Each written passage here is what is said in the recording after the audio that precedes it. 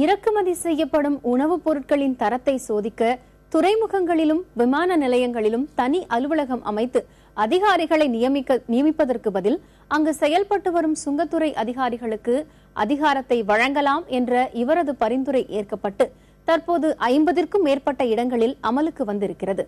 இதுவும் விமர்சனத்திற்கு உள்ளாகியே வருகிறது. சுங்க அதிகாரிகளுக்கு என்ன மாதிரியான திறமை இருக்கும் இதை ஆய்வு செய்வதற்கு இப்போ ஒரு லேபிள் பார்க்கணும் அப்படின்னா அவங்களால படிக்க முடியும்.